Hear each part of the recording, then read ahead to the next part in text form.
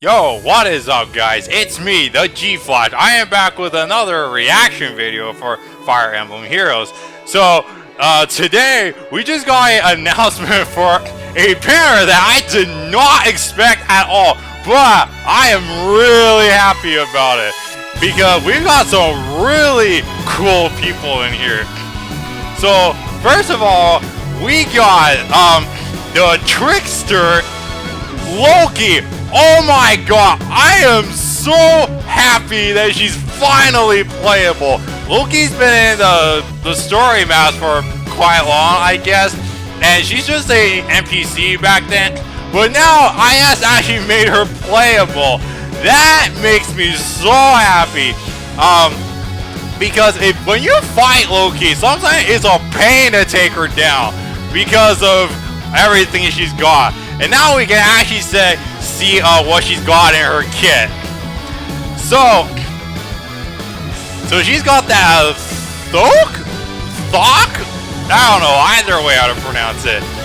So first of all, it has the Wrathful Stab effect there. And then at start of turn, if foe's HP is less than unit's HP plus 3 and foe is in the cardinal direction and uses bow, dagger, magic, or staff, foe cannot move more than one space for his action. Excuse me. This is a pretty interesting effect. So I think what it is if your opponent has less HP than Loki plus 3, and if it's like a straight line direction though, and if it's a range unit, then it can't move more than one space through its action. So that's good, because that way, from what I could tell, Loki is going to be pretty, I don't know, glass cannon, or maybe has really poor defense. So that way, she can actually prevent the ranged threats from getting near hers, and then try to take her down. So that way, Loki can actually start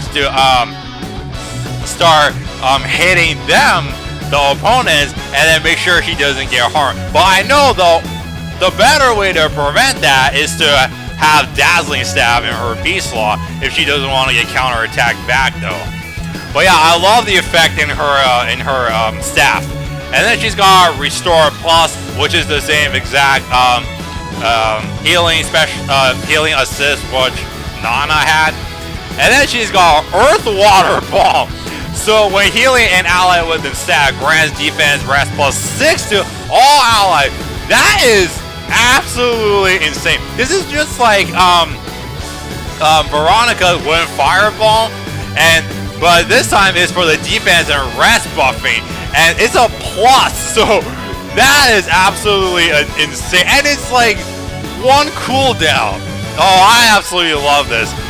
And then she's got that new ace skill, colorless dual infantry. So it's just like the dual skills where Halbandi and Leghorn had, but this one is for colorless infantry. I'm not entirely too sure who would actually fit for this criteria and use the skill. From what I could tell, the only units for colorless infantry that I can come up with is Salt, Legault, not Halloween Jacob, because he's armored. Regular Jacob, I don't know. I think he's too bad or too weak to fit that criteria. But I mean, if you did build up a Jacob and you made him very strong, then sure, slap that on him and he'll score pretty good in Arena. But yeah, the only two colorless units who I think fits great with this A skill is Sylph or Legault. Sylph because has Peshcats and he can debuff the other side and then buff himself. And Legault has a Blade to him dagger and also has some debuffing effect on it. So yeah, I think with Loki, this actually fits her pretty good, because Loki's staff has got Wrathful Stab built into it, and all you really need to do is just inherit Dazzling Stab from a Maribel, and I think you're ready to go and take her onto Arena. And then she's got Auto Attack Wave, which is perfect for her, so she can hit a little bit harder. So Loki is a fantastic staff unit, infantry staff unit.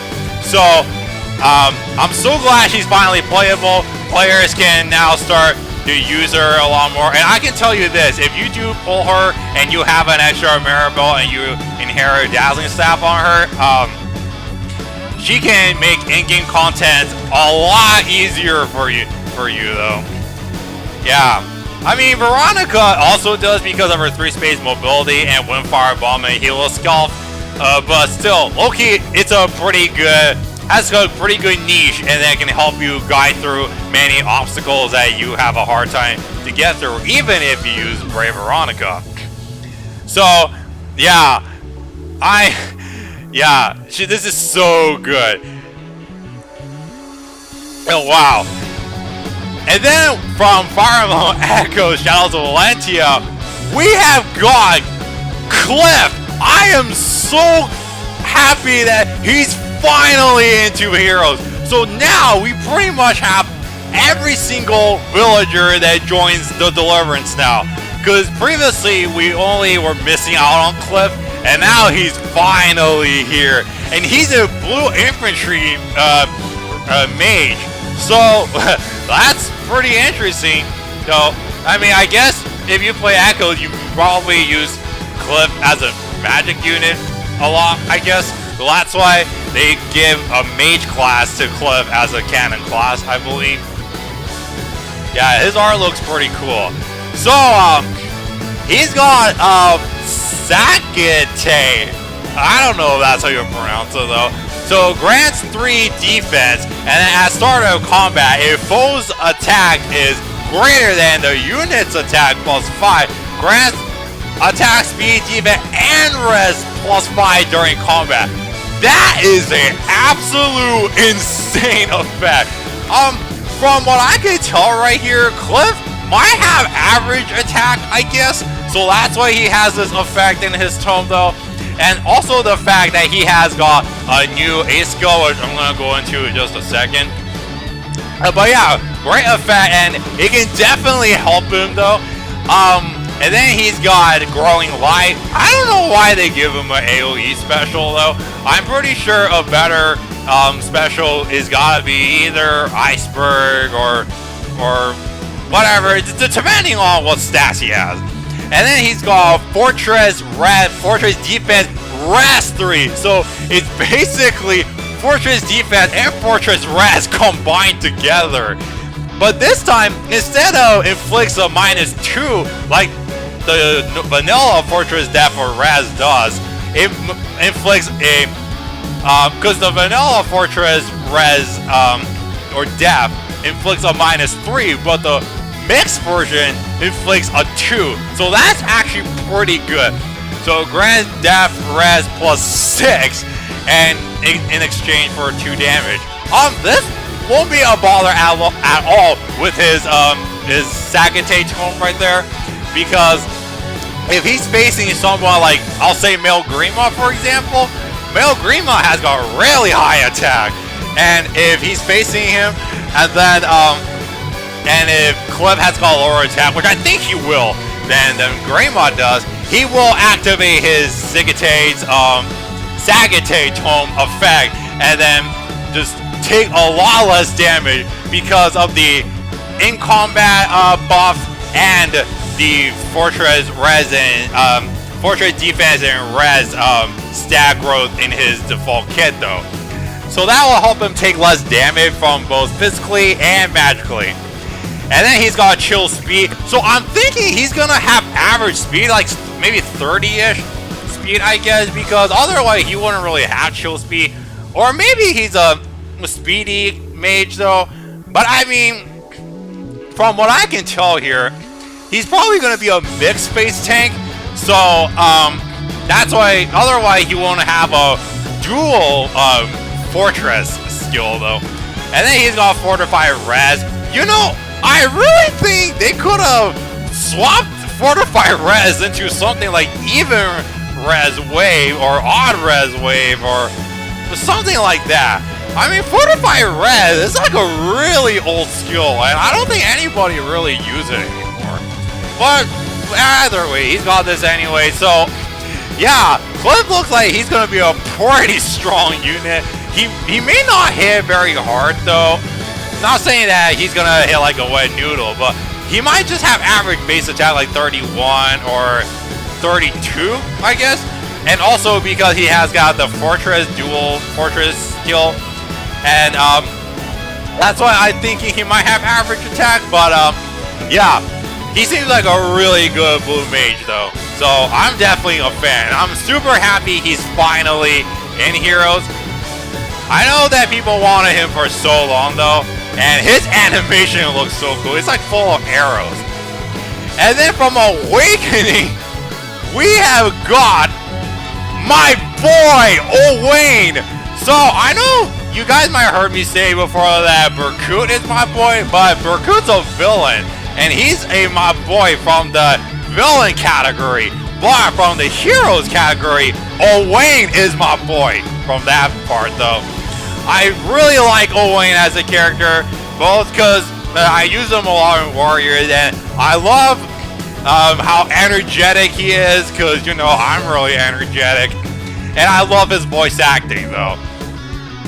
And, yeah, I'm so happy that he's finally in the game. I know a lot of people have been waiting on his default version. We only had the Odin version from Fates, but the Odin version got sucked pretty hard, like, throughout the start of the game. I mean, now he's a lot better. He's got his own little niche in his 14-my blade tome now with the attack speed leading weapon refinery. But still, I know a lot of people just want his default version, which is Owain from Awakening. And he's a red infantry sword unit, which I think we all expected though, because he is. So he's got missile team, of course. That's of course the weapon that they have to give him, because I mean in Warriors he has that sword as well. So accelerate special trigger cooldown, which I'm pretty sure that's what we expected. And then grant special cooldown chart plus one per foe's attack during combat. Only highest value does not stack. And then special cooldown chart granted even with foe's attack deals 0 damage. So basically, the first effect is pretty straightforward, but the second effect is just like Vengeful Fighter, that if the foe attacks you, you get like special cooldown charge plus 1. This is absolutely amazing on him. Consider if you pair that with his special though, which I'm gonna go in right now. His special is Blue Flame. This is not AoE, hopefully don't get confused. Boost damage by 10, so it's basically a roll down effect. But here's the better part: if unit is adjacent to an ally, boost damage by 25. So, oh my god, that is a broken special. Yeah, it's so good. So that would mean Owain just needs to be near an adjacent ally, so he can boost damage by 25, so he can do even more damage. So yeah, I'm really happy about that special. He's gonna do tons of damage, an insanely amount of damage. And his A skill is attack defense bond, which goes perfectly with that special though. Like if you're adjacent to an ally, you grant that extra, you get an extra 15 damage though from Blue Flame. Attack defense bond, so I'm suggesting he's gonna have pretty high defense, I guess, and he's gonna have really high attack. And then he's got Wrath. This fits perfectly for his entire kit, because if he's in the Wrath range and if he activates that Vengeful Fighter effect, he can possibly proc Blue Flame 2 or 3 times in combat, which is absolutely insane. And then if he's adjacent to another ally, he's gonna do even more damage. So I love this Wrath skill. And yeah, the Wrath deals plus 10 damage effect stacks with his Blue Flame, I guess.